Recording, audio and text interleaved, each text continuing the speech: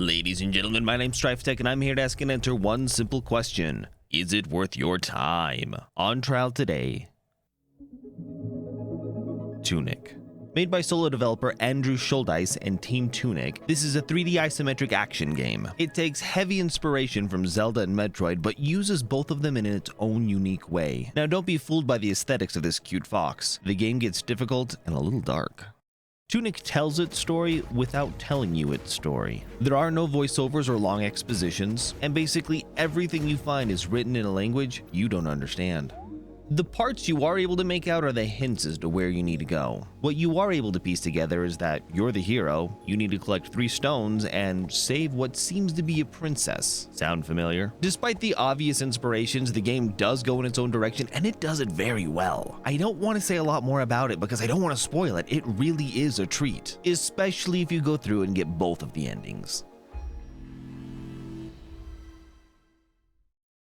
All of the footage I'm showing is from the first quarter of the game or so, because after that, things just start getting crazy, in a good way. The game plays exactly as you'd expect it. Dodge, attack, block, some magic spells in there, you get a grappling hook later. None of it is new or unique, but it is well implemented and very enjoyable. Tunic takes full advantage of the isometric style and hides tons of things just out of view. So things like this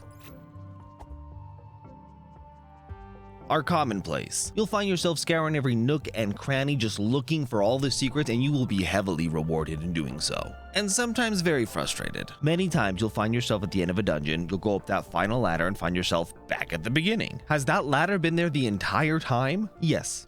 Yes, it has.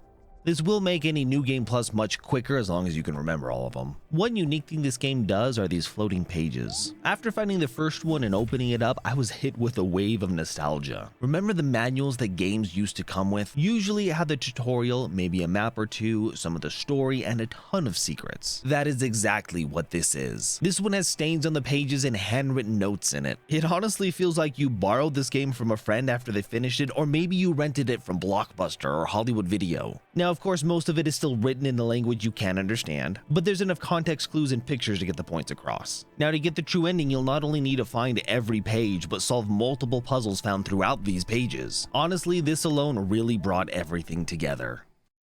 The game starts off with an unassuming low-poly aesthetic. Now, while this doesn't change, what does is the environment and their use of color and light. This mixed with the incredible soundtrack really immerses you in this game. And the nostalgia I mentioned before bleeds into the soundtrack, and it really reminds me of some of those old-school RPGs like Alundra, Legend of Dragoon, and of course, Zelda.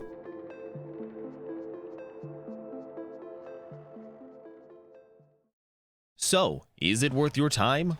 It's on Game Pass right now, so if you're already paying for that, then there is no reason not to go play it. Otherwise, you can get it for about $30. It took me about 12 hours to complete it the first time, and then only another 5 more to get the full true ending, which I absolutely recommend you do. So at 17 hours for $30, you're looking at about $1.75 per hour entertainment value. Not only is that an incredible value, the quality and content of this game are worth way more. So yes, this game is absolutely worth it. I'll leave links down below to where you can buy it. And if you decide to pick it up on the Epic Store, you can use Stryftek as your creator code.